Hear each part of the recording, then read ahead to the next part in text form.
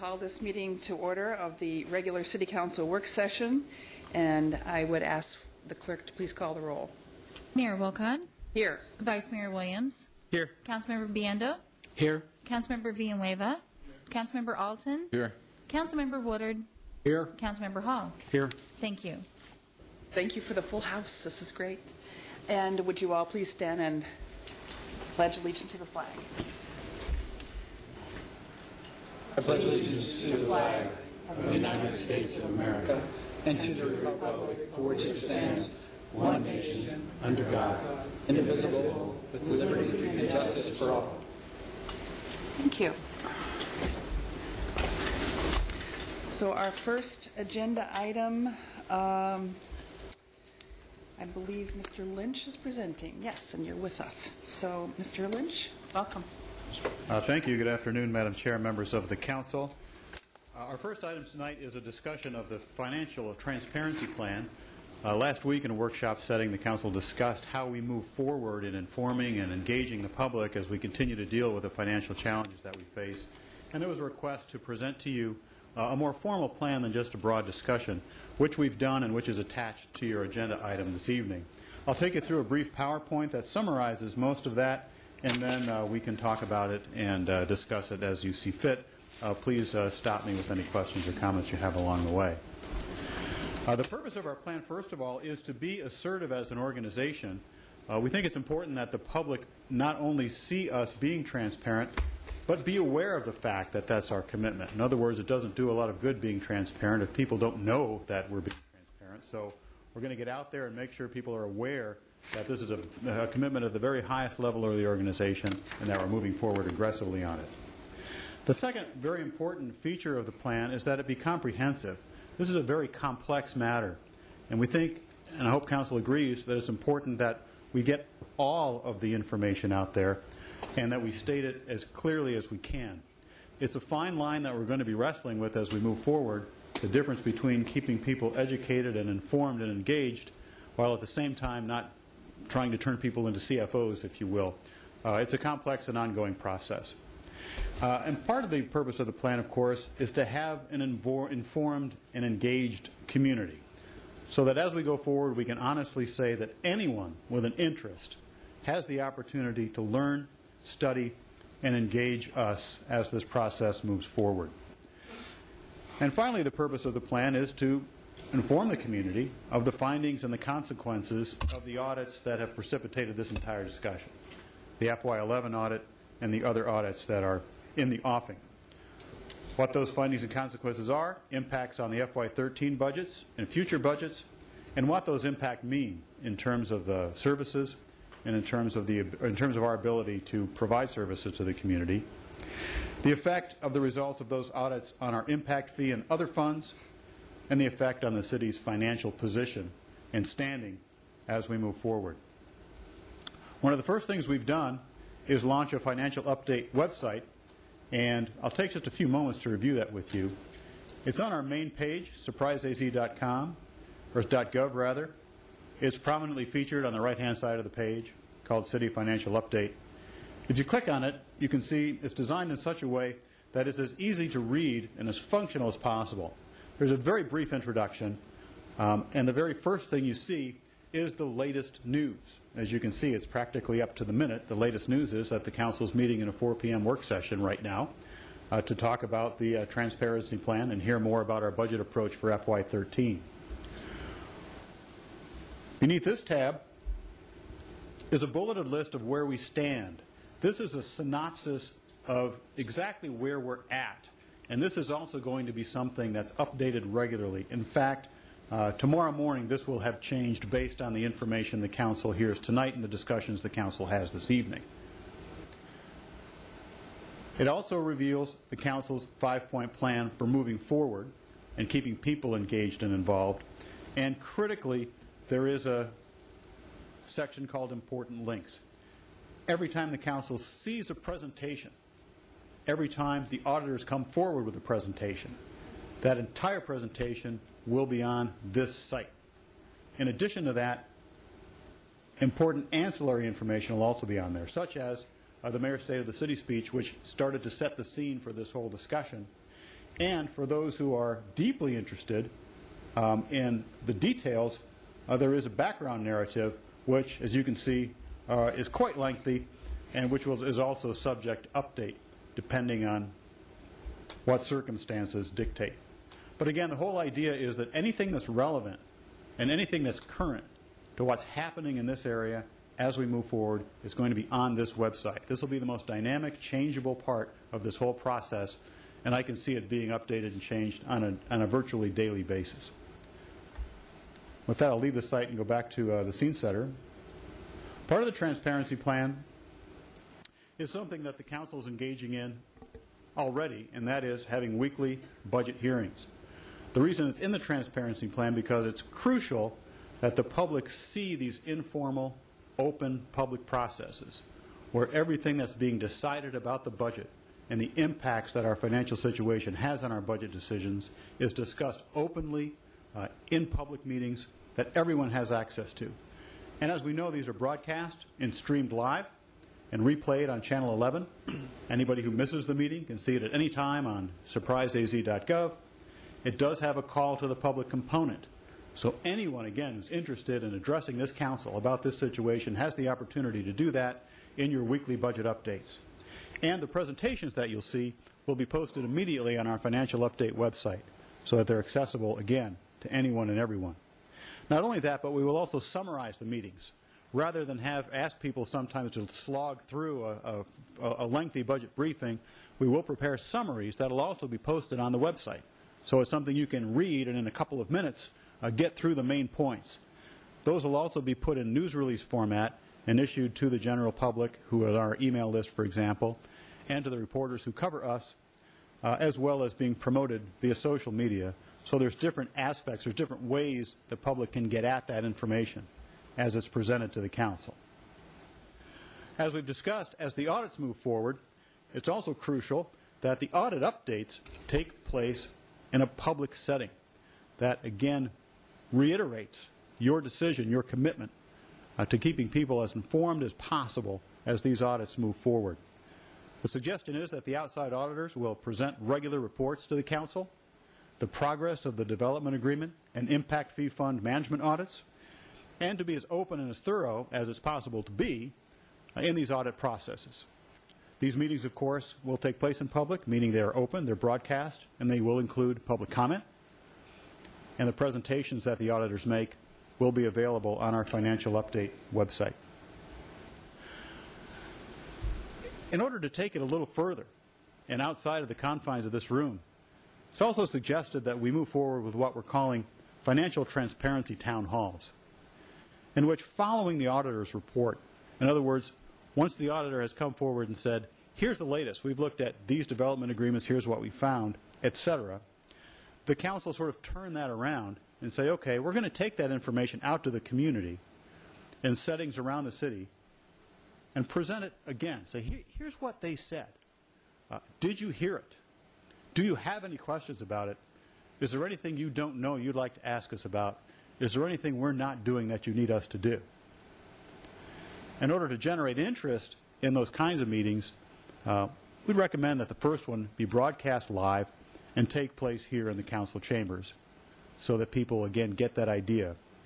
We'd also suggest something that we haven't done as an organization that this might be a good time to do, and that is initiate a citywide telephonic invitation in which residents get a message in their homes, on their home telephone, announcing the Transparency Town Hall meeting and asking them to come. If they can't come, the message could also encourage them to watch it live or view it on the web, visit the web for updates, or attend in the future. The key message here goes back to the importance of the community understanding that we're committed to being transparent. That is, even if you don't come or can't come, you have been contacted, and you're aware that this organization is doing its best to get out there and get you involved and keep you informed. Additional council and management outreach. The senior staff and the elected officials should meet regularly with the reporters who cover City Hall. This is a very complex story, as we know. It will help improve understanding of not only the process, but of all the data involved if we can, on a regular basis, sit down with the people who write about us and ask them, Are you clear on this? Is there anything we can help you with? How tough is it for you to report on a story like this, and how can we make it easier? That keeps those lines of communication open and functioning as we go through a months-long process of sorting through our financial challenges. These meetings should include the Republic's editorial team and the editors and publishers of the other papers that cover us, the Independent and the Daily News Sun. The papers, of course, welcome op-ed opportunities, and the Council does have that available to express the Council's voice or your individual voices as we move forward. There's also opportunities with Surprise 11. We could, for example, do 7 Council conversation shows tomorrow, each of them focusing on this issue. In addition to that, there's other ways to use Channel 11. We can record specific video messages from Council members and the Mayor that you can post on your website. Or, for those of you, for example, who are represented in Grand, we could be happy to talk with Sharon Blatnick about airing them on Grand's Channel 22. In addition to that, you do have websites. This is a great opportunity to start driving traffic to the Council websites, because this is an important community topic. People will be looking for your perspectives in addition to what's happening. They'll want to know what you think and how you're feeling and what you're doing. This is a great chance to drive people to your websites. We, of course, have the opportunity to talk to HOAs and other business groups in the community. And we're also in the process of identifying, in a larger context, people in the West Valley or people valley-wide who we ought to sit down with and say, you know, you might have been hearing about what's going on in Surprise. We need you to know that we're open for business, that we're not broke, that we're moving forward, and that we have this situation in hand. There are elements in the broader region that need to hear that message, and this is an opportunity for us to get out there face-to-face with people who can carry that message for us and people who need that kind of reassurance as we go forward. Of course, the Council regularly hosts neighborhood coffees. They're already an established and well-known feature. This topic will naturally arise in those settings. We can assist you as staff with information and presentations, and these can be locally promoted. What I mean by that is if an HOA is hosting you or a particular block watch in your neighborhoods are involved, they in turn can reach out to their membership and invite them to attend also. Another one that we haven't often or never tried in Surprise that's kind of a unique approach, and that is what's called a telephonic town hall. You may have heard of those where people can participate in a discussion via telephone. The way that works is, say there are 2 or 3 officials with the city, for the sake of the discussion, let's say mayor, vice mayor, and city manager, who will make themselves available to anyone who wishes to call in. People would be asked to call a phone number at a particular time. They'd let it be known if they had a question. They press a number.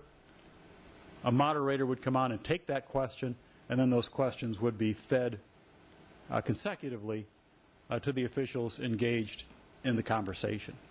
It's just another way that we can get people involved who may not be able to come to a meeting or may not be interested in watching a meeting on TV.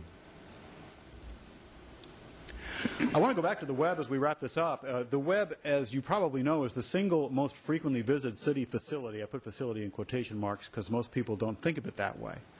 But that is our face to the world. That is our major deliverer, our major carrier of the city's message. We get between 13,000 and 18,000 unique visitors a week to the website. When I say unique visitors, that doesn't mean one person's visiting 13,000 times. That means there's 13,000 to 18,000 individual people who are visiting that site each week.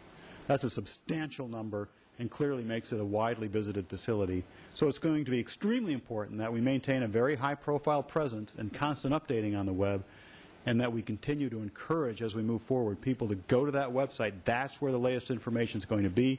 That's where the most current information is going to be on everything from what the auditors are finding to where your input opportunities are going to be, including things like upcoming meetings and participation opportunities. Before I forget, Mr. McCarty did ask me to mention to you, as I speak of the auditors again, that the contracts will be coming forward to Council on the 10th of April.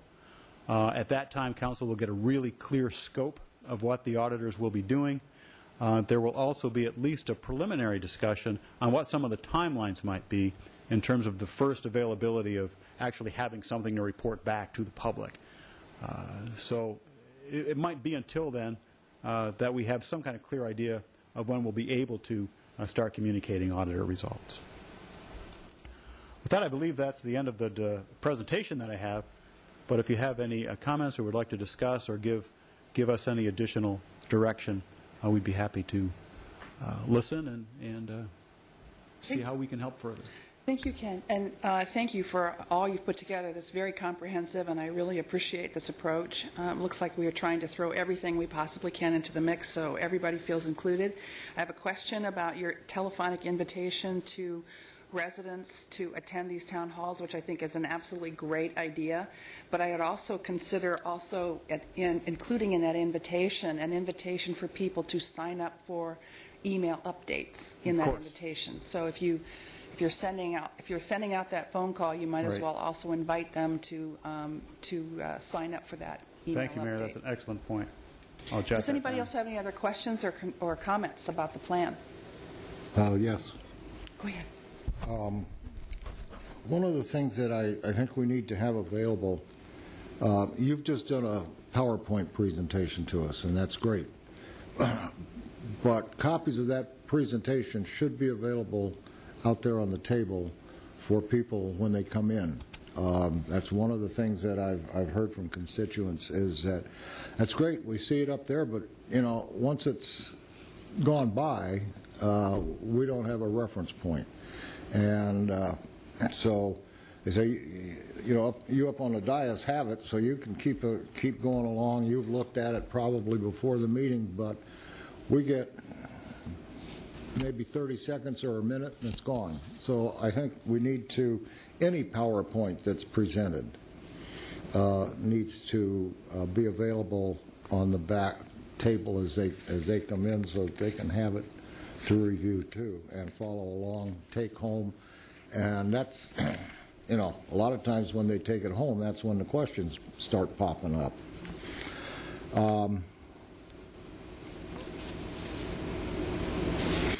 I to some degree, and I'm probably going to get clobbered by the rest of you, but I think we're using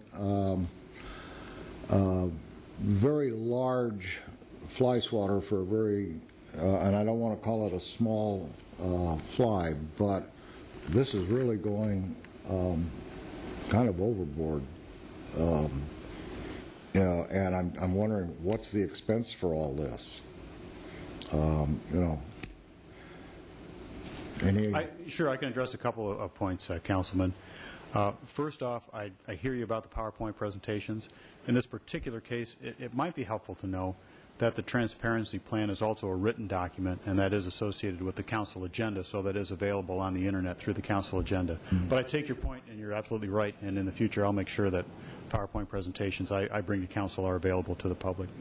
In terms of cost, everything we've talked about today is staff-driven in terms of implementation, with a few exceptions. One is there would be costs associated with a telephonic town hall or a citywide telephonic invitation. Those costs, however, would be in the hundreds of dollars as opposed to the thousands. Considering the effect that I think we'd be able to achieve either by actually including people or by spreading that message that people are welcome to be included if they choose to be, that could very well be a very wise use of scarce dollars. Okay, so we're very limited expense involved? Oh, absolutely. Yes, sir. Okay. When you look at the implementation, and I'm sorry to interrupt, I hope I'm not, just to clarify, the implementation of everything we've just discussed is entirely staff-driven. Either the communication staff, city manager's office, finance director's staff, pretty much all of us working together. And, of course, with the council, with the very heavy involvement by the council. So there's no direct costs in any of that, or costs that are not otherwise built into the budget already. Okay, thank you. I think the other point, too, is a lot of this is, these are options. These are options we can use. We can determine when we want to have that flexibility to use these types of options. It's just kind of laying out the menu of options that we have and determining when we want to put those in place. It may be that we don't want to have the town hall, the telephonic town hall. We'd rather to do it face to face. But it's still an option that we have, at our disposal. Well, we're talking about telephonic invitations, telephonic town halls, then postcards, mailings, automated telephone calls to invite residents. That just all adds up to more and more expense, and I think of return on investment. Yeah. So if we do that, we're sending out to, let's say, 50,000 homes. I'm not sure how many homes we have in the city. We can't handle 50,000 people. So what are we expecting in a return on that, Ken? I would hate to forecast that, Councilman, and I tell you why, because when we've used similar approaches in the past, it all depends on what the topic is and what the level of interest is. For example, we'll put out internet surveys on issues that might get us a couple of hundred responses. And I've heard people say, well, gee, in a city of 117,000, you put out this survey and you only got 287 responses. I'd like to point out that if 287 people showed up for a council meeting, that would be a lot of people. Yeah. So it's all kind of relative in that sense. Then on the other hand, we've also had things out on the internet where people can sign up for certain city ordinances, for example, where we've had more than 5,600 responses in a matter of weeks. So it really all depends on what particular button is being pushed. In this case, I don't think we get 5,600 people engaged and involved.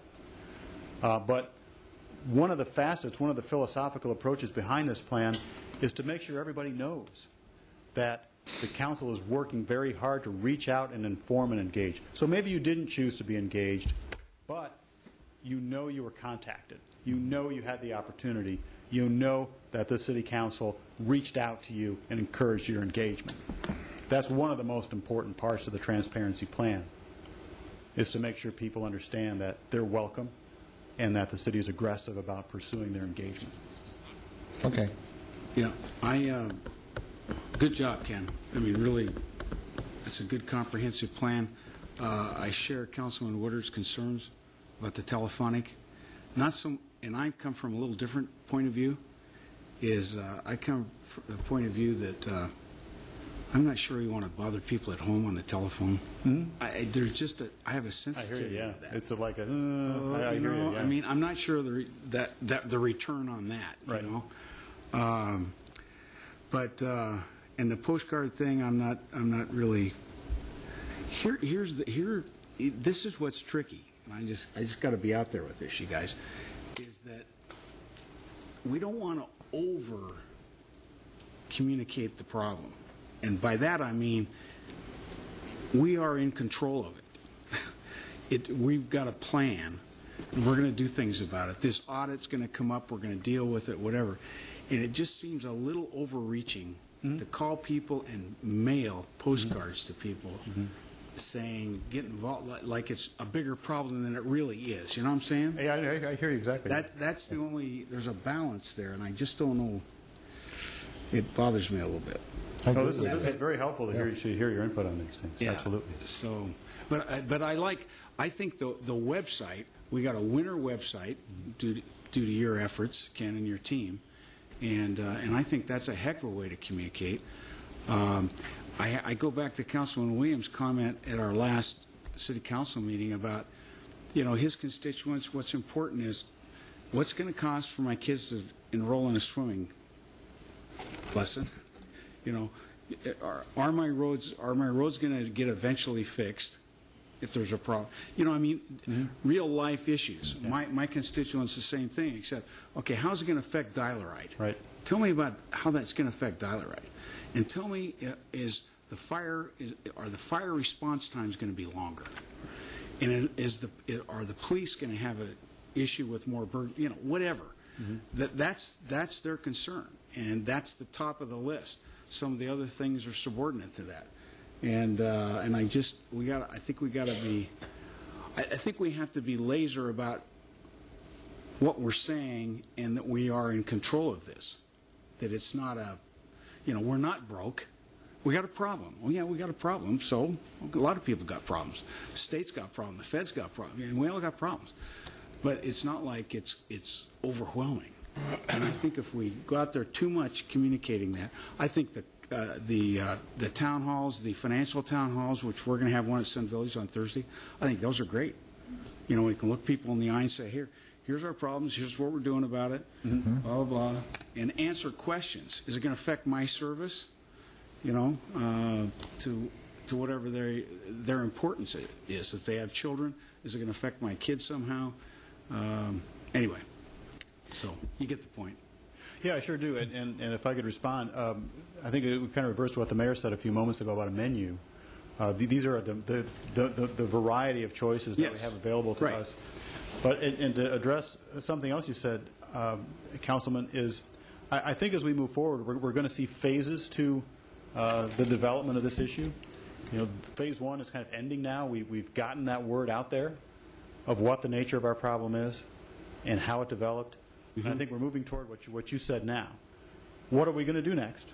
We've got it under control. We're getting a plan in place. Right. And then what are the impacts going to be? And you'll see that mentioned in the PowerPoint presentation. One of the purposes of the transparency plan is so that people understand the impacts on the FY13 budget and on the budgets moving forward. And that's absolutely critical. So thank you for reminding us of that. And I think there's a small percentage of people, and we see them in this room every week or every other week or whatever, that are very concerned citizens that are right on top of us. Okay? That's not a reflection of the 117,000 people in Surprise. Okay? There's a very, very small minority that are really into the details. Moreover, I think that the people in general want to know just what I said. How's it going to affect me? Right. If you got control of it, we elected you to fix the problem. Right. So fix the problem. Just fix it. Yeah. Yeah. I mean, exactly. you know? Yep. And so, anyway, Ken? end of speech. John? Go ahead, Richard. Okay. Richard? Thank you. I believe that we in the past have done a terrible job about transparency. And it's been existing for a long, long, long time. And I think the plan that you have come together with, the menu options and so forth, is great. I don't think, personally, that we can overdo transparency. Now that this thing has come out of the closet, so to speak, our financial problems, we are now all free to talk about it. We weren't before. And I think, given that, and giving the opportunities to reach out to the citizens, I think it's great. There are more people that are concerned about our financial woes than we even can imagine. There's a lot of pacifists that look, observe, and don't come forward. And I can speak for my constituents. I go into a grocery store and I'm immediately plagued with a whole bunch of questions regarding the 16 million. Right, we all are. And if that is representative of who's out there, we have an obligation to be as transparent as possible. Except when I get something in the mail, then I have to handle it. When I get a phone call, I have to handle it. Sure. You're forcing me to do so. And that's what I don't like about Yeah. the direct mail piece and the phone. Now you're getting in my life a little bit. If I think there's an awareness that we have a financial problem, but I think the people that are interested in really following it are going to follow it. But there's some people that have more. They have different priorities. Let me put it that way. They're raising a family. They're commuting to work. Whatever. And that's my only thing. I don't like calling them at home and saying, "Come here and do this," and forcing transparency on them. Oh, the city's come.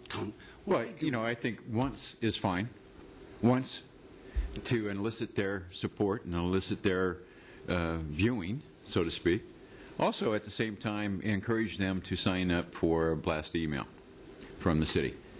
We don't need to call them again. That's a good one. Blast email. Yeah, I like the blast email. We don't need to call them again. It's a simple little click on their keyboard that says delete if they don't want to read it. But having been in the sales industry for a long time and making those phone calls at night and disturbing people while they're having dinner was awfully invasive. But I think that we maybe need to do it once, and certainly do a mailer with a postcard return. Would you like to have notification anytime anything is new regarding our finances or anything that's going on in the city? I think we're consonant with each other on that, Councilman. And I realize as you spoke that I didn't make that very clear.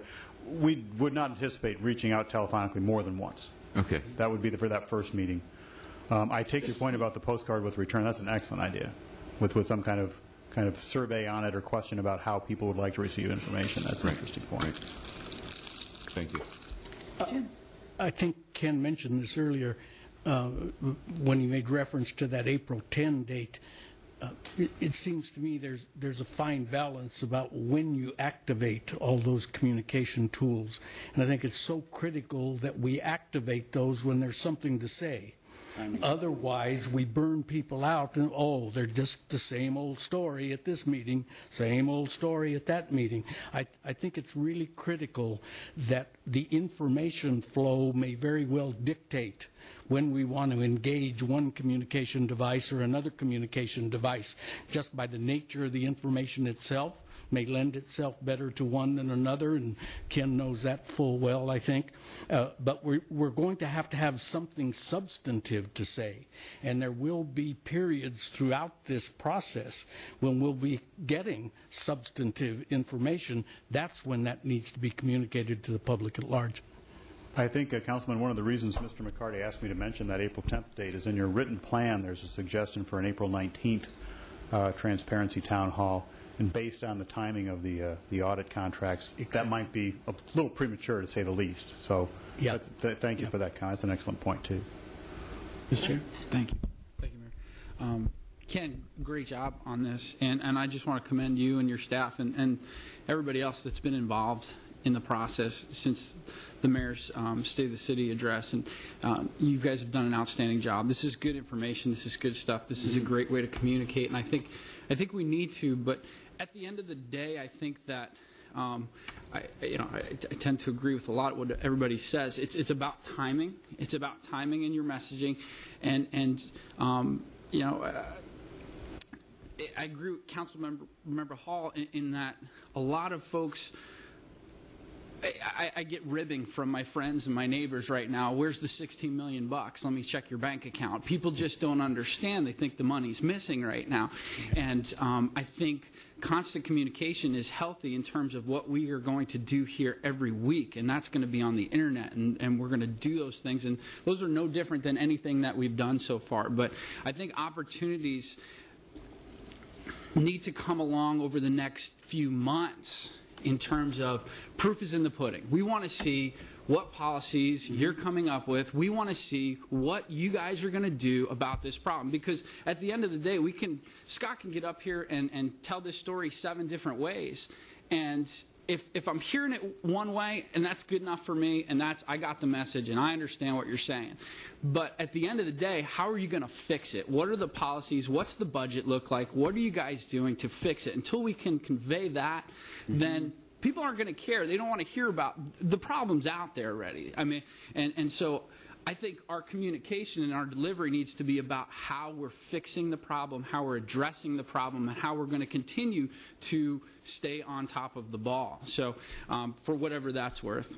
I think that's worth a lot, and I appreciate it, Vice Mayor, because one of the excellent points you made is about timing, and that this is a situation where it takes time to build that sort of message to the community. If we go through quarter after quarter after quarter where we're fixing a problem and making it better and things aren't taking unexpected turns, and we can demonstrate not only a commitment to transparency but also a commitment to action and addressing things, then over time, that credibility begins to rise again in the community. I think another point about timing and clarity of messaging is, for example, we put policies in place last year that essentially created a $13 million issue. And that is because we said we want to have 2 months of operating expense in reserve. So it's not that we lost $13 million. It's not that $13 million disappeared. It's that we created the policy saying in order to make certain these types of things, we're never caught in a position where we are caught unaware again, or we're not planning ahead or available or capable of handling an arising issue. We created this policy, and that policy then had the impact of creating a $13 million discussion point. The $13 million discussion point suddenly becomes a newspaper article, and so you have people bugging you in the grocery store saying, where did the $13 million go? Where did the $16 million go? So again, it's being clear about the message, it's being accurate and timely. And we can't say enough that, yes, we're all challenged.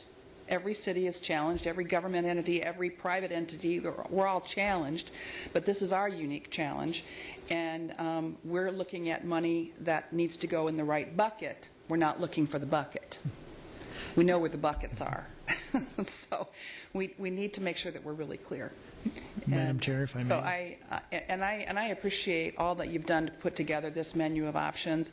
I do think that at some point, timing-wise, at the right exact time, we probably should do perhaps maybe one telephone just invitation. I like the idea because it invites people to get involved, and it is one phone call saying, maybe it's our first town hall meeting, announcing our first town hall meeting, please come.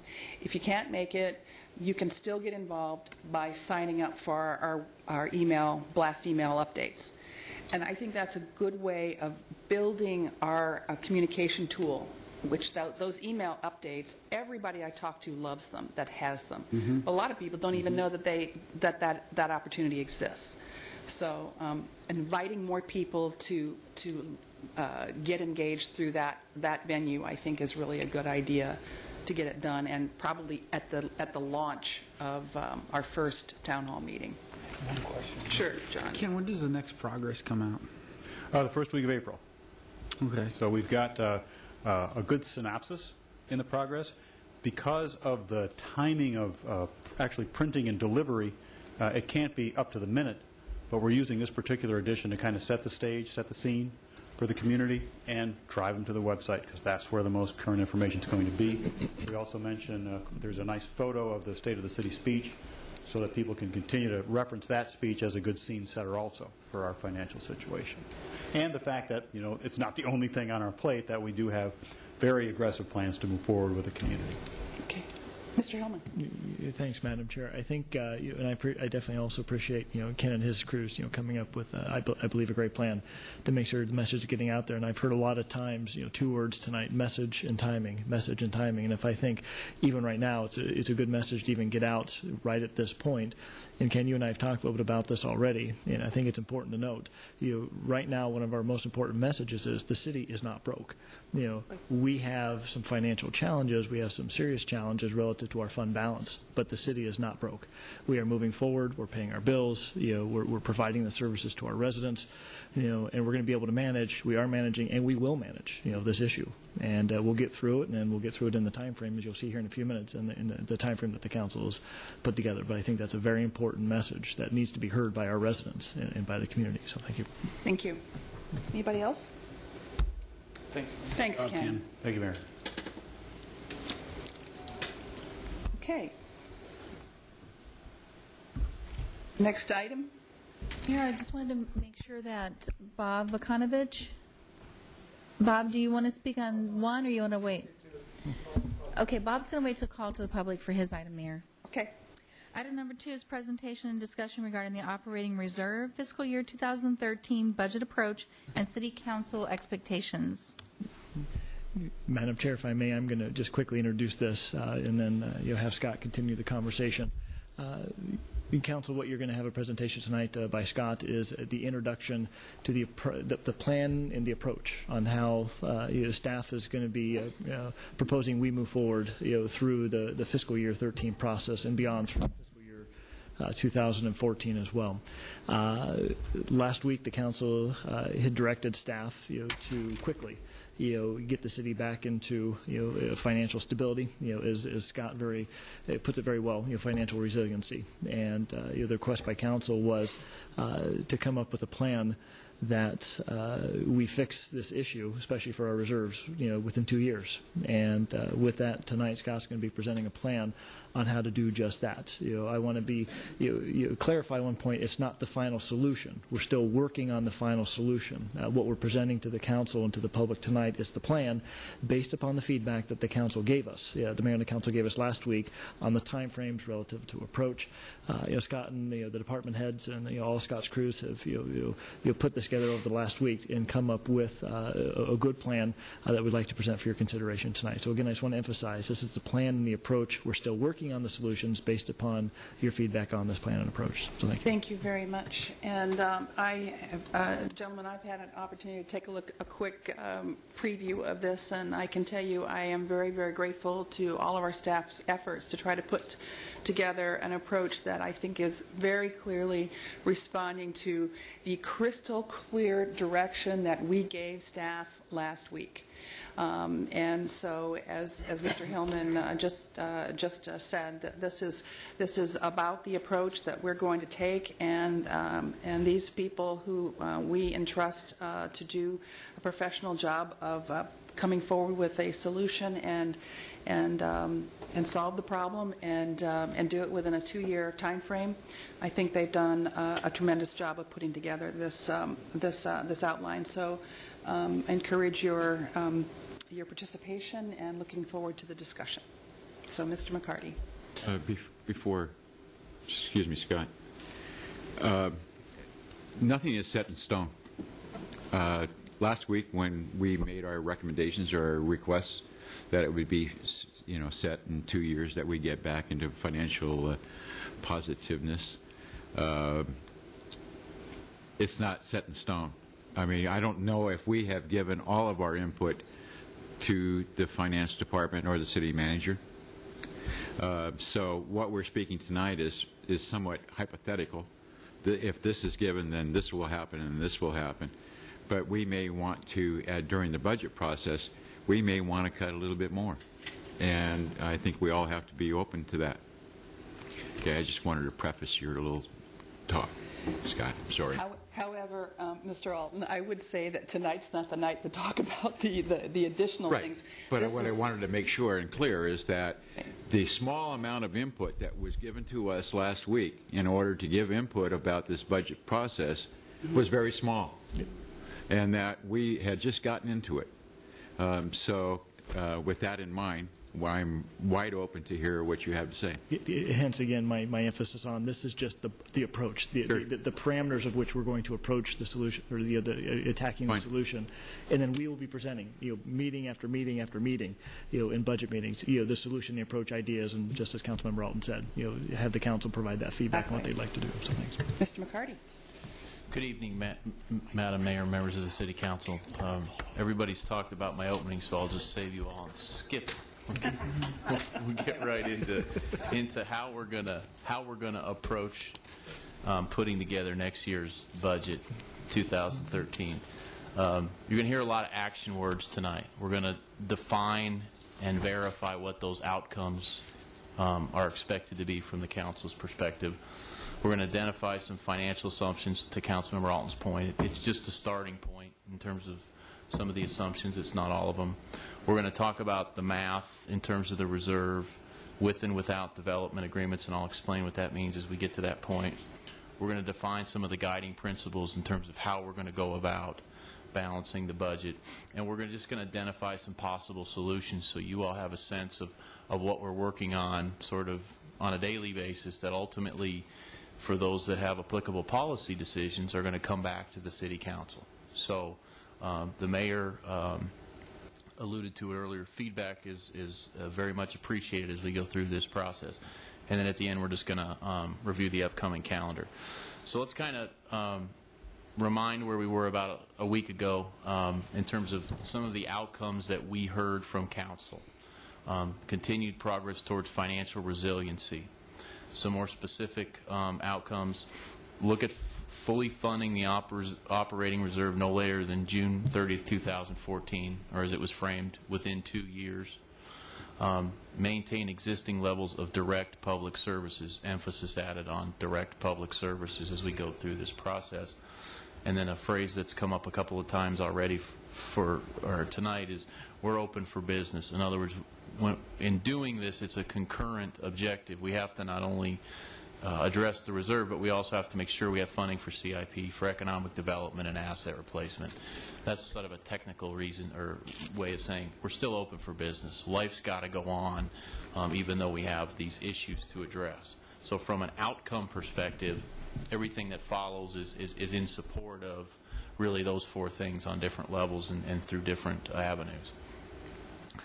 Financial assumptions, as we went through and we really looked at the next 2 years, from an assumption standpoint, no new programs. We're maintaining what we have. From a mathematical standpoint, employee compensation is the single biggest line item we have. We're a service organization. It's about the people. So from an assumption standpoint, the premise upon which we're operating is that there'll be no employee COLAs or merit pays over that 2-year period until the reserve is replenished. We're advocating maintaining the current CIP funding policies. For some of the points I alluded to earlier, we have to have money to take advantage of economic development input or opportunities to continue to fund roads, fix roads, build roads, other things like that.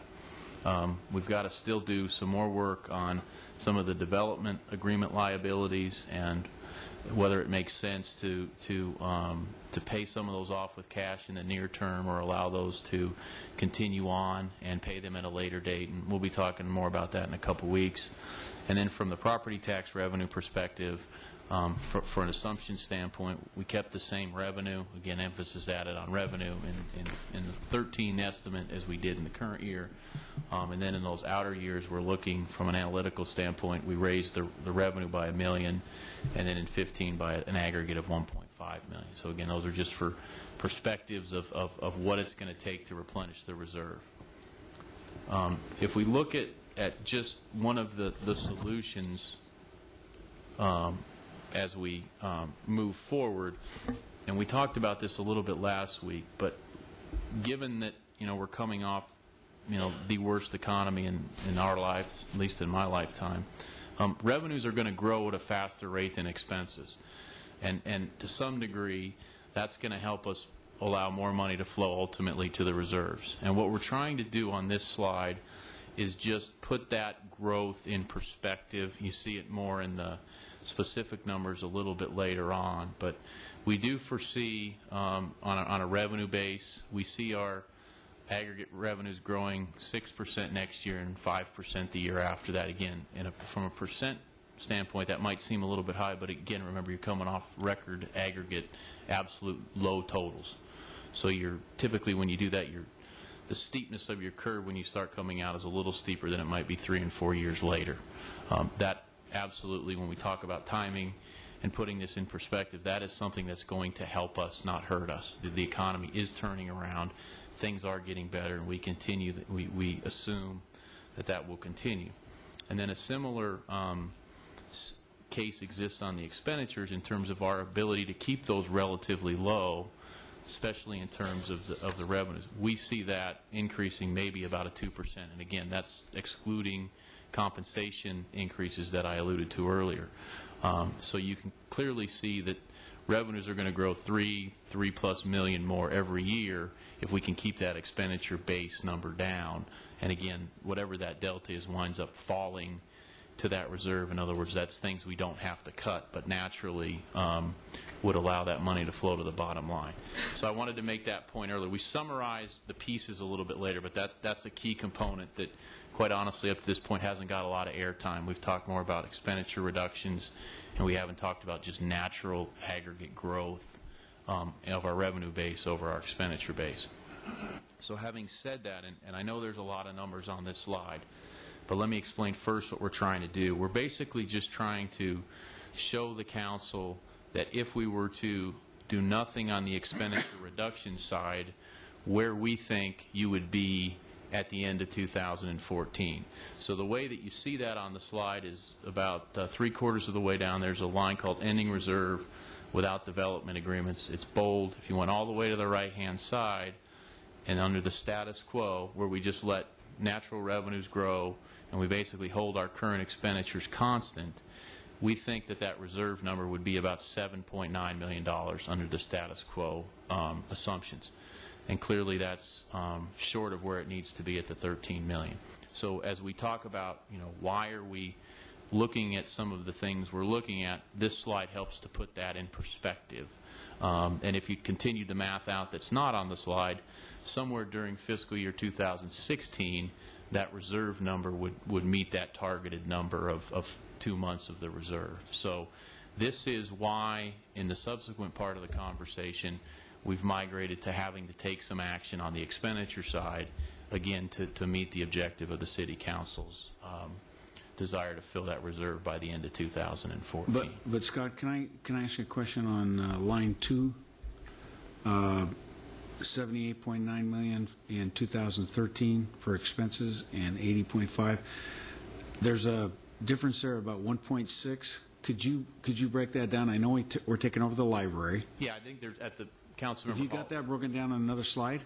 No, I don't have that, but let me give you the big chunks. Okay. And as we go through more detailed discussions, we will articulate the deltas, but just at the high level under the status quo, you were right with the library.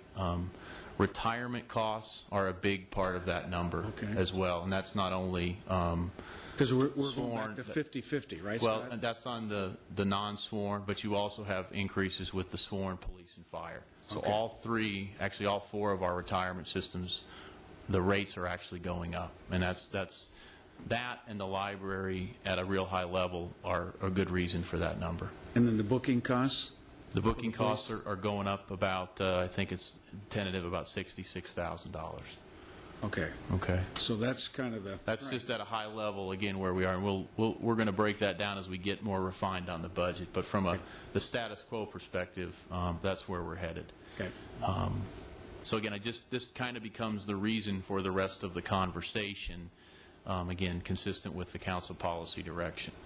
So that's really what the next slide does, is it takes the same basic premise, but it factors in several changes, and I want to walk you through what those changes are.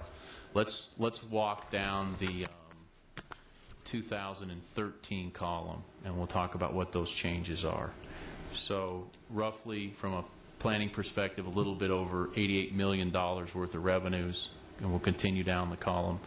If you continue that same base program expense extrapolation, 78.9, and so what we're proposing here, consistent with the council outcomes, are an expenditure reduction of about $4 million a year, yet to be determined, and we'll talk a little bit about how we're going to get there.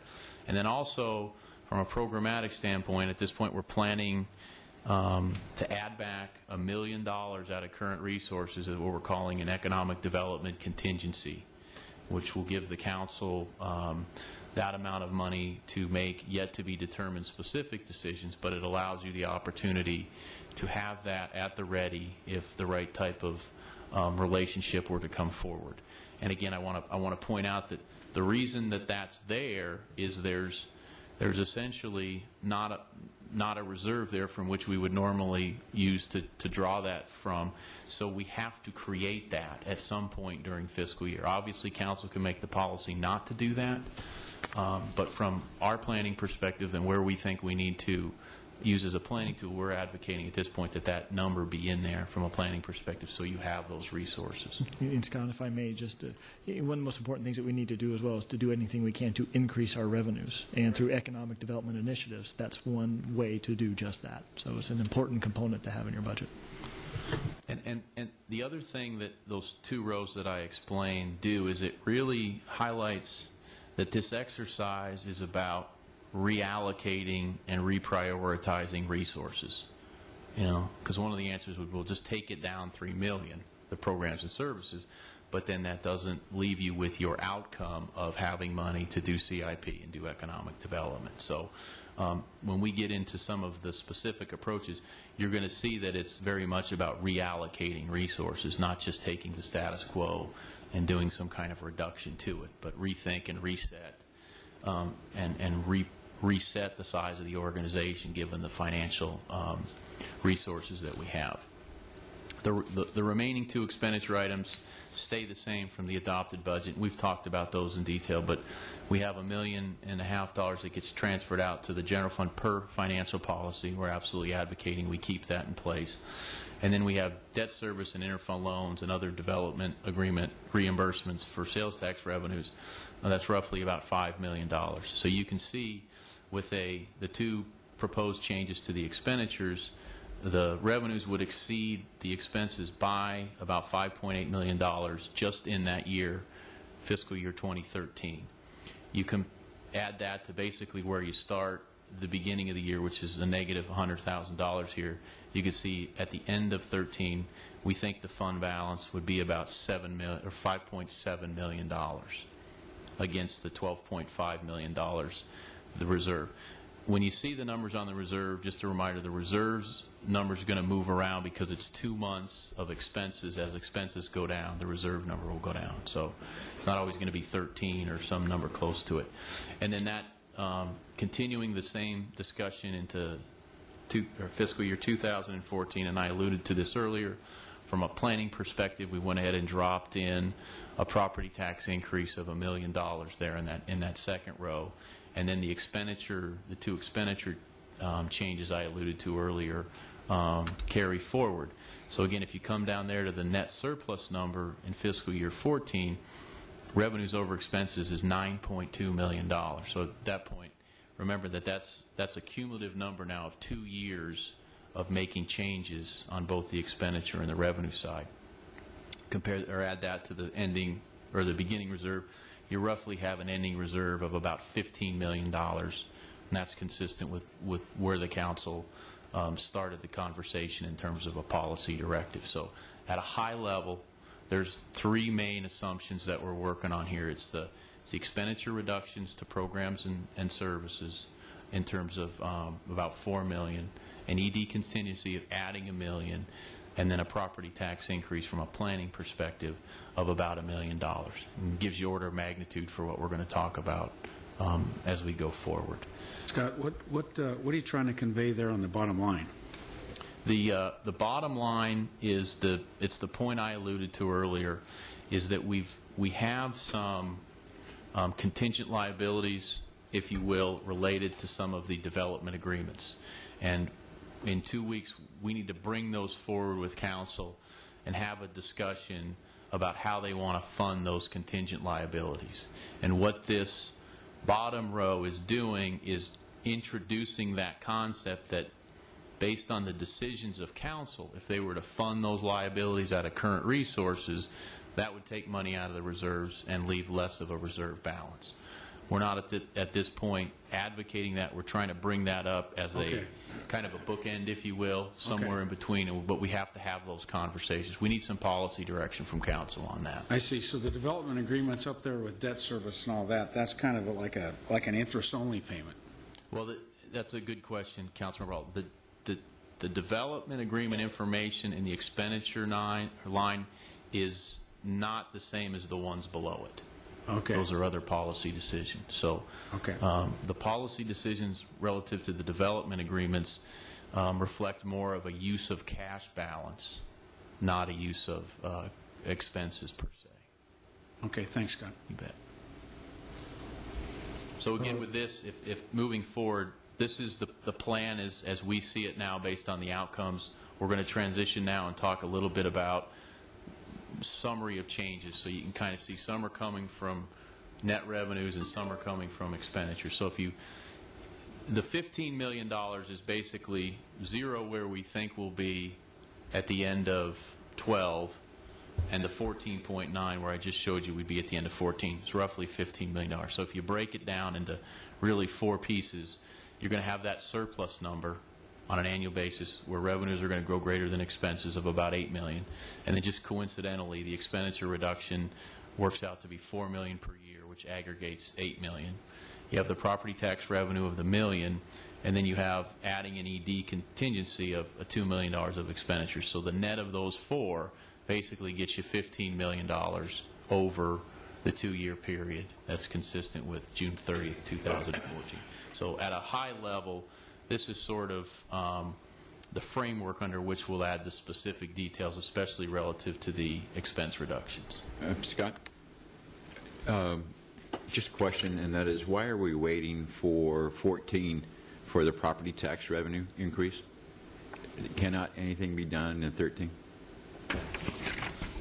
I'll turn that back to the council. That's a policy decision for council. So we put it in 14 because it was the year after 13. Councilman Alton, I believe that one of the things that we had talked about was preserving revenue in the 13 budget, preserving revenue at current levels in the 13 budget, and that was one of the parameters that we had set when we gave specific direction a week ago, was preserving revenues. And so for planning purposes, Mr. McCarty has plugged in that number in the year 2014. But As you said, nothing's written in stone. Yeah, but I would like to take it back a little bit. About a year ago, where we did not increase property taxes, okay, because of some communication problems that we had between the council and staff. But we clearly told everybody that was listening that property taxes were going to go up next year. And that is a policy decision that will be discussed by council, and that is coming up. That's going to be a significant discussion. I believe we have either in 2 weeks. That's next week. Is it next week? Thank you. So that can be fleshed out. Our initial approach here, per the council's direction, was to concentrate on the expenses, especially this first year. And so that's what we are looking for. Yeah. And if I could throw in one final note, and Scott, you may even be getting this, so I apologize if I'm getting ahead of a little bit here.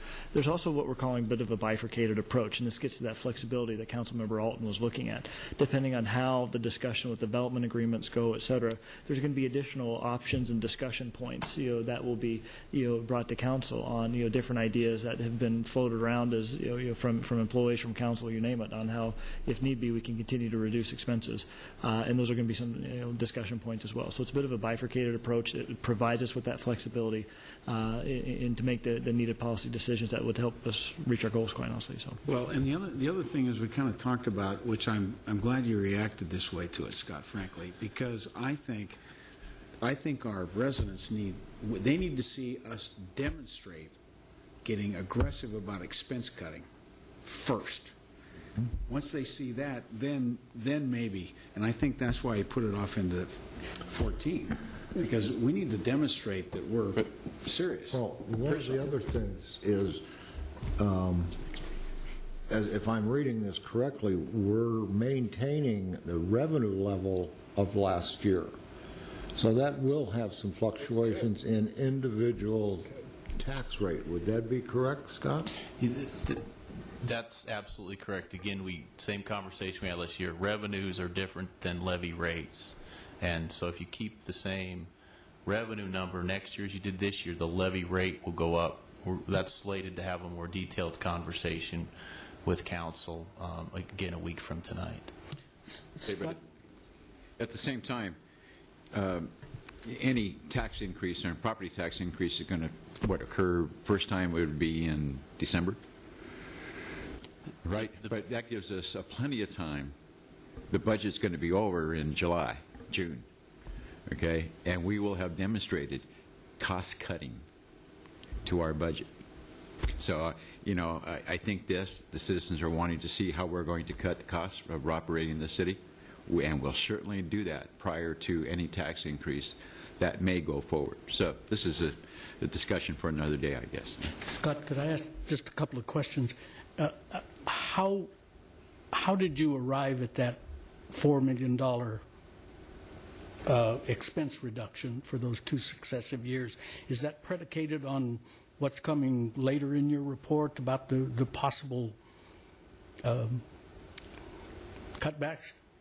No, I'll move back a slide and kind of explain to you how it works, because it really all came off of this particular table. But we started with, from a sequencing standpoint, you start with the revenues. So you're going to do the revenue assumptions sort of in a vacuum. Doesn't matter what happens on the expenditure side. You're just looking at the economy. Then what we did is we really added the ED contingency, because, again, from a funding perspective. And then essentially what we did is just tweak the sensitivity model to come out with a nice number that feels like $4 million over a year, over a 2-year period. Okay. And so that's kind of sequentially how we went about. Some of the, how you get to the $4 million is coming, the things that might help you achieve that, but how we got to the 4 was, as I explained just a few moments. But ultimately, it'll be predicated on those things that are coming later. Sure. I mean, that's how you're going to achieve the $4 million. Which leads me to my other question, and I'm not sure I'm asking it correctly, but let me anyway. If I heard you correctly earlier, you were saying not taking the status quo and doing something with it. It seems to me that that presumes that the city is operating at the leanest and most efficient level possible at this point in time by not looking at the status quo. I'm not sure I could say that. No, that's a good point of clarification. I'm going to go back one more slide.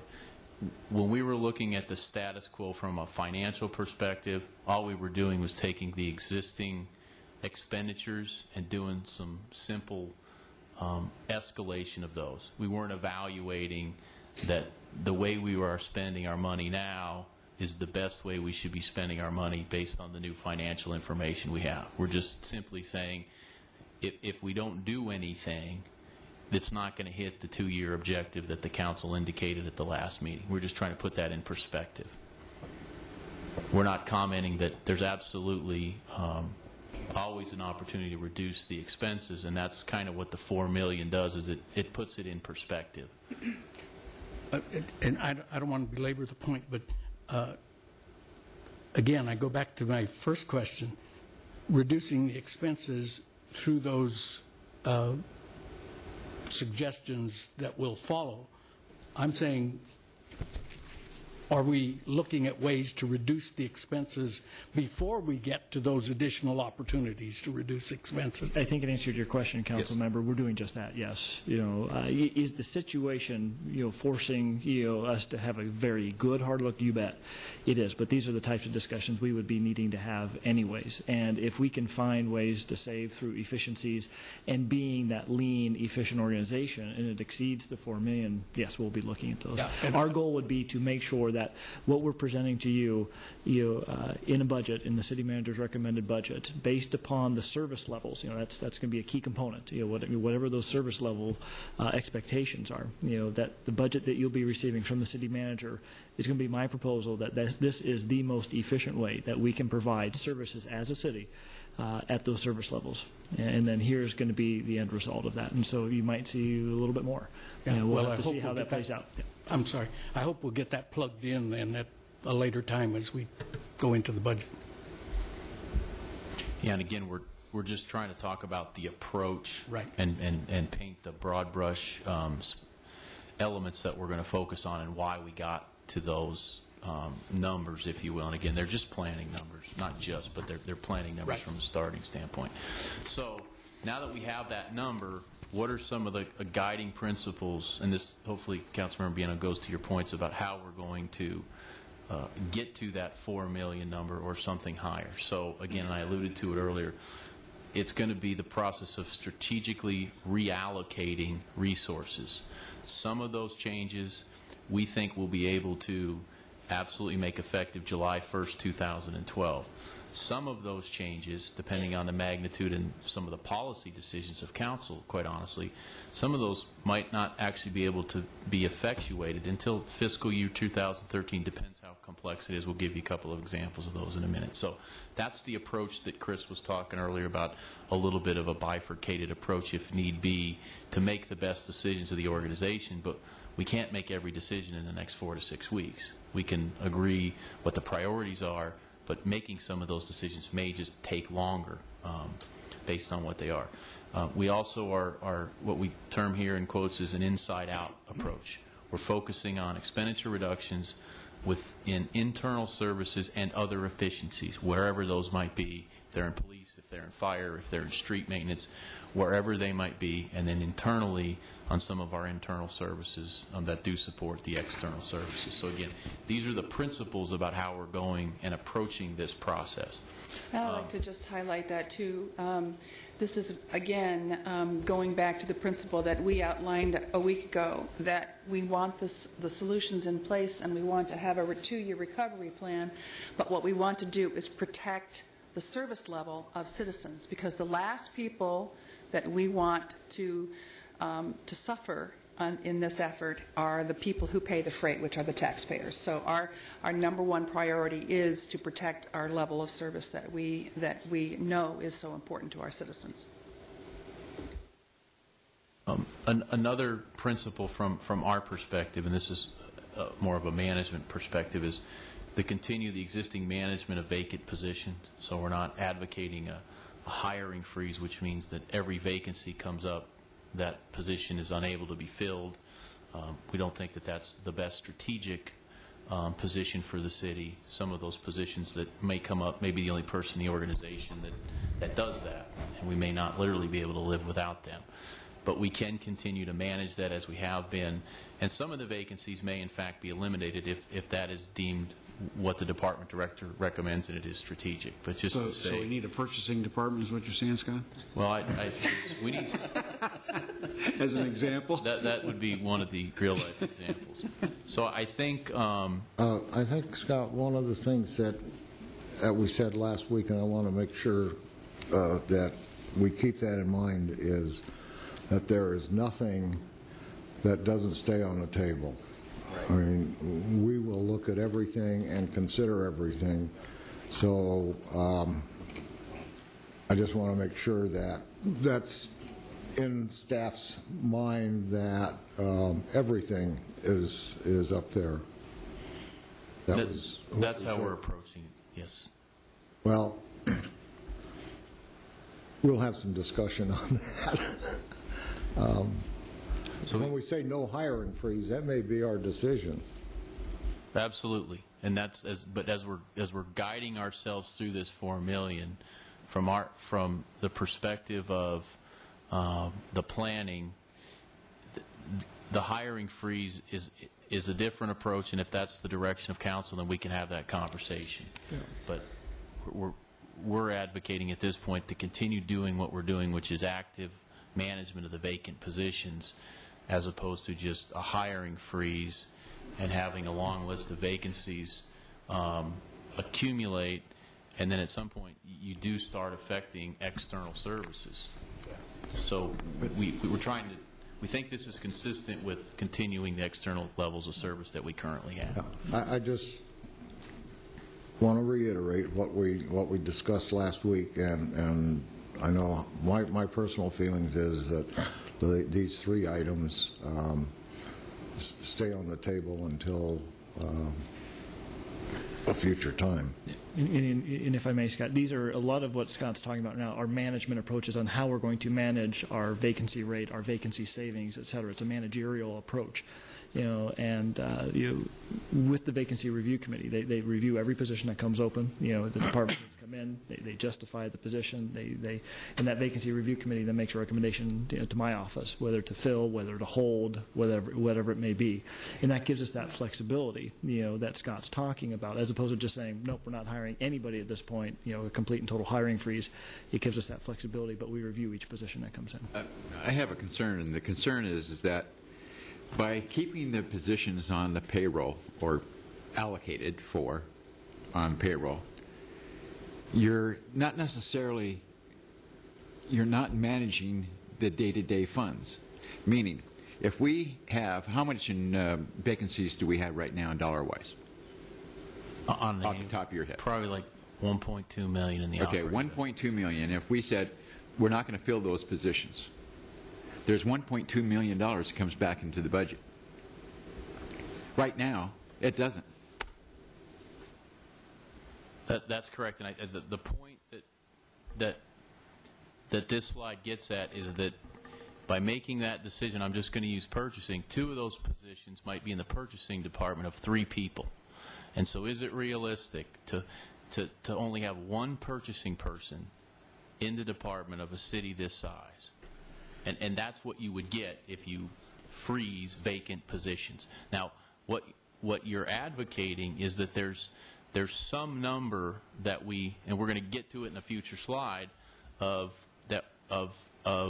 cuts that we make, but it's not just going to be just take the current vacancies as of someday and just get rid of them. We need to be more strategic than that. That's really what the point of this slide is going to be. And I think at budget time, we're going to need to hear all that.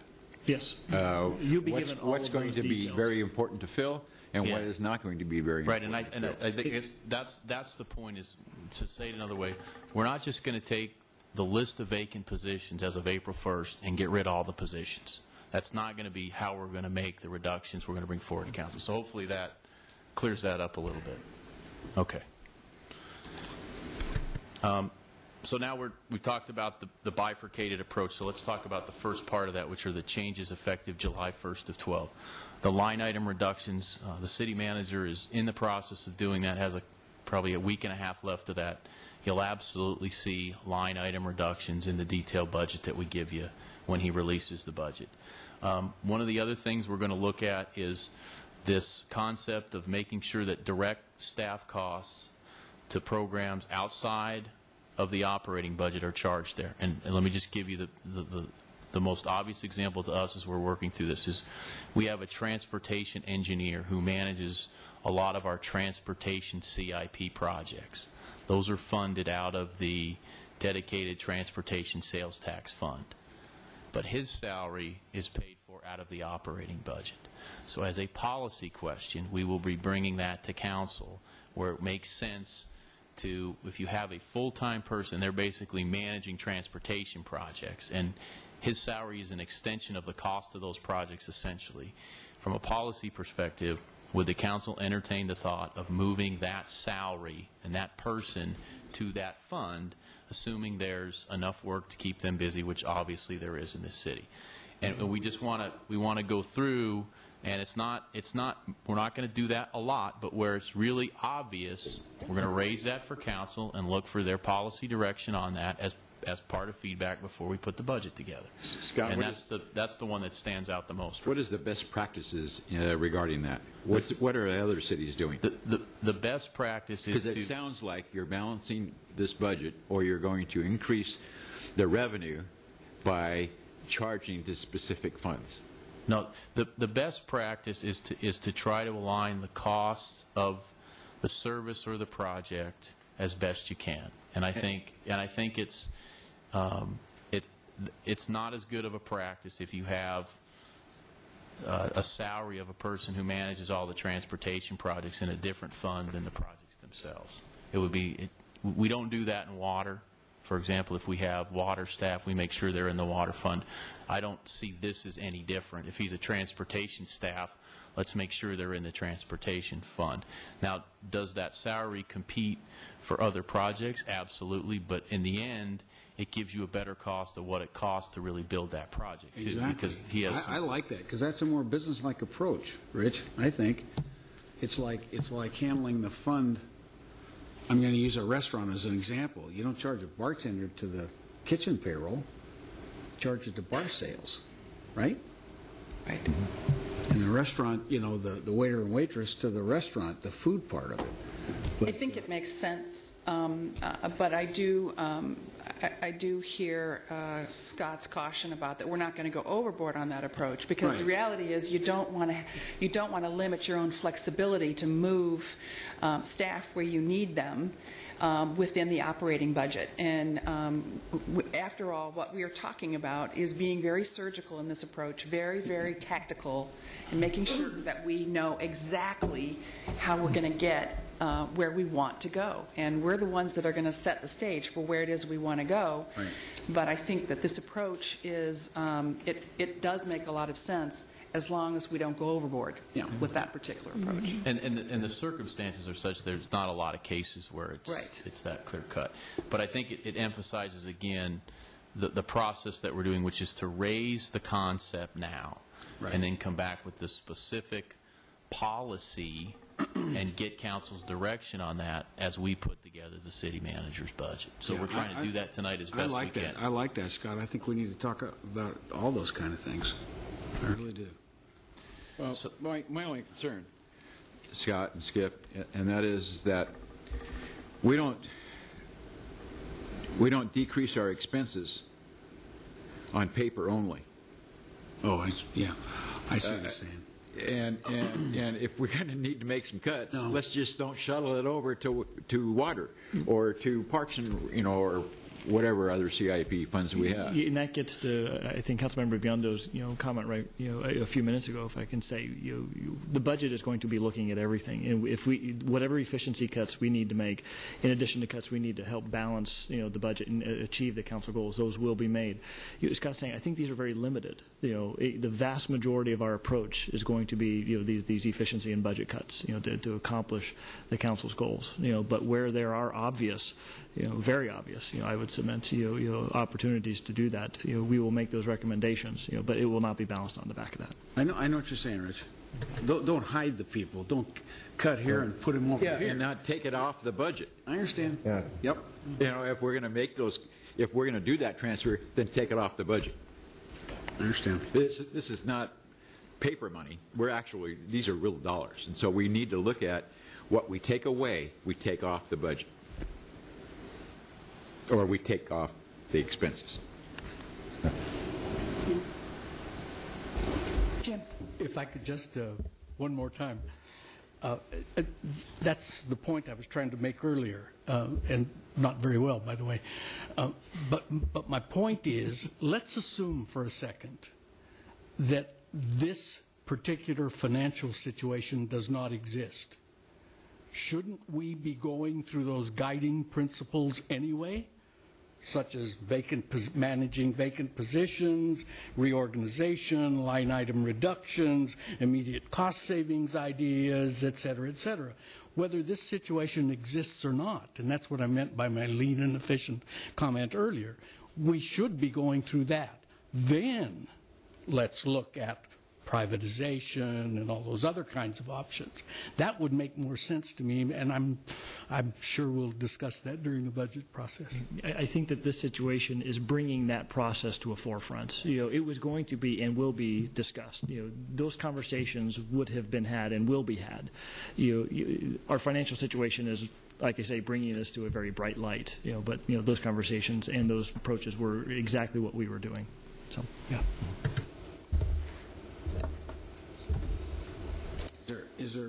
Is there going to be a time where we're going to talk about making Mark's stadium and tennis facility an enterprise fund?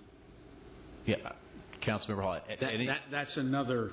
No, at any point tonight, as we bring up an issue and you have a concept that's not here, or you want clarification, absolutely, that's part of what this conversation is about. Okay. It's about looking at possible changes, and, and that's a possible I would really change. like to look at that, Scott. Is taking our tennis facility and our stadium and running them like a business. Mark runs them like a business, but I mean, from a city standpoint, They are a business. Let's face it, they are. Yeah, they're a business. So, And Mark does a great job. I just like a report card that reflects that. And but anyway, that's. And when you stop and think about it, how different is it from the water fund? I mean, we're selling a product. Yeah, I know. This is the same thing. We need to talk about it. And I mean, and council sets that policy. If that's the policy, that's how Mark would have to set his rates and fees, and that would be a policy discussion for council to, I think, in Councilmember Hall's words, it's to pull it out of the general fund and create it as its own fund and keep track of it. And maybe I'm not saying it would break even year one, but at least we would know what the subsidy is from the general fund, and then work toward it being like a break even or possibly making profit. Well, you know what I'm saying? He delivers a product, and the product is sports and rec. Right. And parks and all that stuff. But he also provides a service. And the service doesn't necessarily pay for itself. Right. No, but what I'm saying, Rich, is forget about the soccer and the tot time and all that. That's separate. That's not, I don't look at that as a business. Okay. That, Parks and Rec, no Parks and Rec in the whole United States makes any money. Okay, let's face it. But I'm talking about the business portion of his responsibility. The baseball stadium with the Rangers and Royals and everything else that goes on in the stadium, the tennis facility and the CTCA tournament to whatever, the senior tournament, that all brings revenue into that facility. And that's where I think, you see what I'm saying, Rich? Yeah. Where you got two separate. Yeah. Thank you. So the third one is kind of what we've alluded to a couple of times. Obviously, we're looking at immediate cost-saving ideas, and these are just some examples from CRS. So whether it's park maintenance or stadium cleaning in terms of how that's done or how frequently, or automation that's used or whatever that might be, sponsorship development, these are just in the normal course of business. Is there a better way to do what we're doing under this header?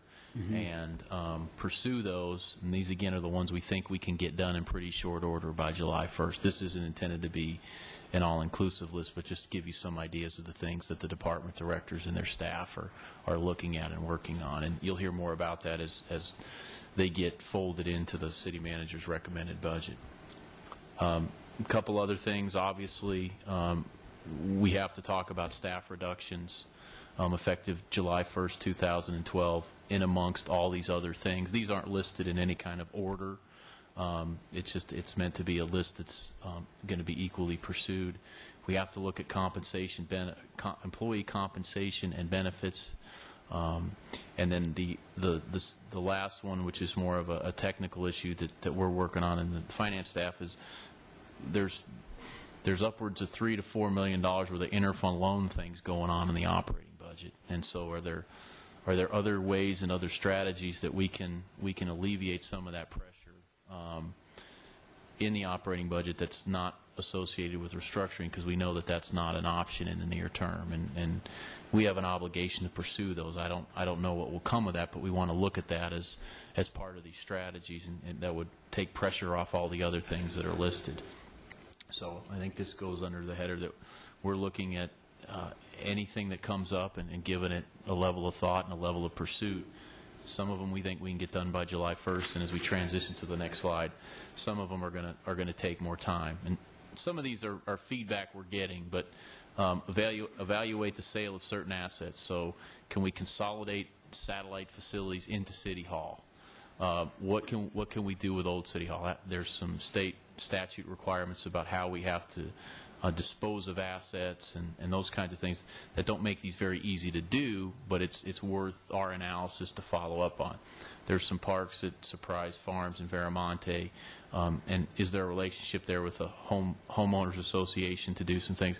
Again, we're just, as these issues come up, we're basically putting them on a list and taking a look at them and pursuing them. So, and I think this gets to an interesting point that we're dealing with, is when you're talking about replenishing reserve, you're dealing with a one-time activity. In other words, it's going to have a definitive end.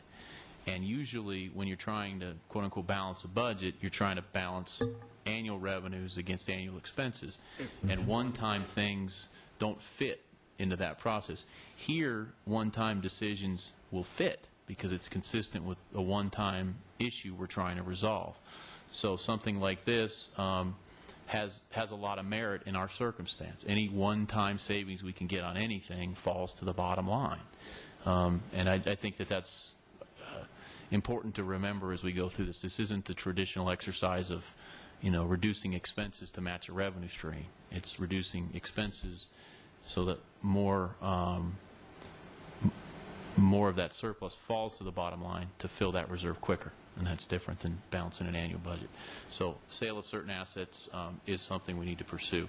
We talked earlier about making sure that the right funds are being charged or paying their fair share. And so the operating budget has a lot of functions and services that are provided to the enterprise funds, anything from payroll to HR, and we have an indirect cost allocation, which is a methodology to make sure that The water fund pays its fair share of having a payroll department, an HR department, a legal department, a city manager's office, et cetera. And we just need to make sure that that's updated and reflective of everything that's going on once we make the reductions that are effective July 1st, because that may change that allocation. And so we're going to have to go through that process, but we're going to need some time to do that after we make the initial set of decisions. And then the third one is any cost savings idea that require more time to execute and or to study. And we'll talk about what some of those are in a moment. But again, we're not going to be able to get everything done in the next 4 to 6 weeks. One of the specific concepts that's come up, and there's a couple of examples of it, is evaluate alternative service delivery options, whether that's trash or dial-a-ride. The dial-a-ride discussion is set for next Tuesday night with the City Council to have a more in-depth conversation about how that service could be provided. So I think that's one tangible example. The idea of a alternative service delivery related to trash has come up, and that would take some time to pursue and analyze. But absolutely under this category, those are the kinds of things longer term we'd be committed to undertaking if that was the desire of the council to pursue those further. We want to take a look at the risk management fund and its fund balance policy. That fund basically collects assessments from other funds, the operating fund of which is probably the major contributor. So again, we want to make sure that the operating fund is contributing its fair share and no more. That's going to take some time from a policy perspective to flush that out a little bit more. We continue to look at employee compensation and benefits, and then potentially, depending on how things shake out, sitting here a year from now, from an options perspective, that debt restructuring is still, in my perspective, or from my perspective, the best tool that really kind of resets us long term and tries to match our expected revenues with our expenses relative to some of the outstanding debt we have. We just can't get there right now in the immediate term, but it is a long-term viable solution. So again, we're just trying to identify those that we can do July 1st from those that take more time and are more complex that we're going to get to as we head through fiscal year 13. Madam Chair, I'll wrap up with the calendar and then turn it over for council discussion. In terms of the calendar, we're going to continue to get more specific in what we're talking about. Next week, we're really going to do several things. The first one's not on here. I alluded to earlier. We're going to have a discussion about dial-a-ride. I apologize, that's not on the slide. We're going to have a discussion from an economic analysis firm that's going to talk about the city of Surprise economic position relative to the greater Phoenix area. That information will come out this week with next week's packet. It's a report that we've had put together for us, and then the gentleman who prepared that report will be here to talk to you about some of the contents in Surprise.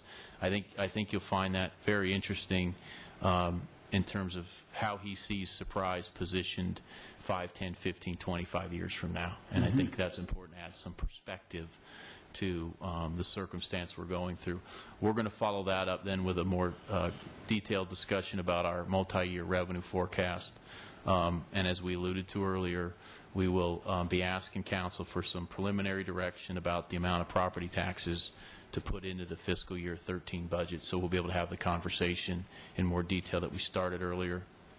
And then from a tentative perspective, if we can get the material done this week, we're going to have a discussion about the general CIP and the transportation CIP. That's where we'll surface the policy issue we talked about earlier.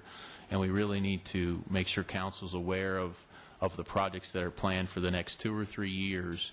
And then with that direction, we'll be able to have the perspective of if we need to ship more money in there from the operating budget or if the policy amount's going to be sufficient. So that may need to slide to the 10th depending on if staff can get together and put that material together. So that'll be what we do a week from tonight. And then on the 10th, as I alluded to earlier, we're going to have a detailed discussion and look for some direction on the development agreement liabilities. And we'll be talking about some more of the specific budget reduction initiatives as staff has those ready to have the council discussion with. And then, as Ken alluded to in the first presentation, we're going to be bringing forth the post-audit work contracts with those two firms, and they're going to spend a few minutes telling you, again, the approach that they're going to do and take the organization through on those two audits. So those are what we foresee over the next 2 weeks, and again, we keep getting more specific as we go through this process. So hopefully with that, Madam Chair, I'll turn it back to you if you can provide any feedback on the guidelines or the specific issues you want us to make sure we pursue as part of this process. We'd like to hear about that. Thank you, Scott. Vice Mayor? Thank you, Madam Chair.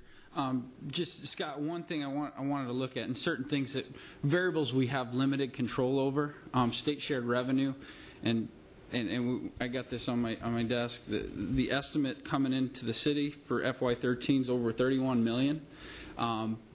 Right now, it doesn't look like that's being touched, but we know that's always in play. So in terms of potential changes, things that we need to anticipate, things that we need to watch, I know that's something that's a large parcel of our entire revenue stream, and that's something that we need to continue to engage our state legislatures and make sure that they know that's an important and valuable revenue stream to their constituents. So I just want to kind of point that out as we go through possible changes. That's something that we don't have direct control over, but certainly engaging those folks is important. Anybody else? Yeah, Scott, just great job, as usual, but I like the fact that you and Jeff and Chris have talked about being open for business and allocating a small amount to economic development and also allocating a small amount to transportation. It's not what we want, but it's a slight statement that we're not just closing up shop here. And I really like that. Also, if you could you present, when we're looking at the old City Hall and all that, could you present us all the assets the city owns? For instance, the Adelante building on Dysart, and what we're going to do with that building, and what's the potential there? And, I mean, I think we need to look at all the city assets and evaluate them, not only Old City Hall. I mean, the building out in front of us, in front of the chamber, what's going on with that? You know, what are we doing? Mayor, just if I can, just as a clarification, the city is not own or in possession of the Adelante building. At this time, we're in discussions with Adelante, and those are ongoing. So, just as a clarification. It's what now, Chris? We are not. We're still talking with Adelante in those issues, but just as a clarification, that is not a. It hasn't been. Yes, those discussions. Yes, those discussions are not finalized. We're the lessor, though. Yes, that's what I'm talking about. Yeah. Mm-hmm. Okay, what's the future of that? Because that's on a timetable. That's going to happen. And definite discussion happening to the building out in front of the Chamber of Commerce. I thought Westmec was going to go in there. I haven't heard a thing. So I think we need to look at all our assets. I know we own small pieces of land here and there. Land and buildings, by that, we can bring that back. Review all of it. And have the appropriate discussion there. Yeah, okay. Thanks, Scott. Anybody else? Comments? Thanks, Scott. Thank you so much, Scott. It was really very, very helpful, and we're looking forward to the coming weeks as we plow through this. You're Thanks welcome. So much. Thank you. I do believe we have one member who has signed up for the call to the public, Bob Vukanovich.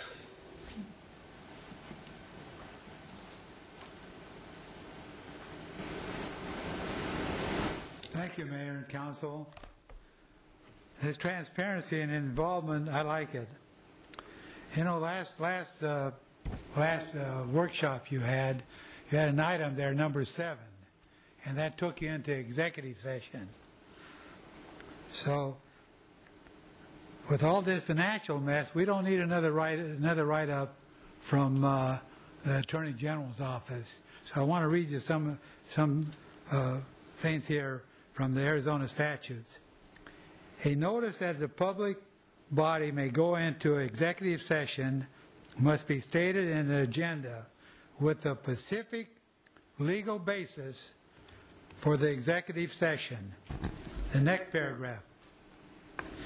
The agenda also must provide more than just a recital of the statutory provisions authorizing the executive session, but need not contain information that could defeat the purpose and so and so. So when you guys went into the, you tell us we have transparency, you want our involvement. You went into an executive session. We had no clue. We had no clue what you went into the executive session. And I'm telling you here tonight, that's completely wrong. We had this straightened up a couple of years ago. I thought we did. You had supposedly you had a little bit of schooling to catch up on the authorization on how to operate an executive session. Thank you. Thank you. Is there any other conversation that we'd like to have with the council this evening? Anybody else in the audience that would like to step forward? All right. Seeing none, this meeting is adjourned.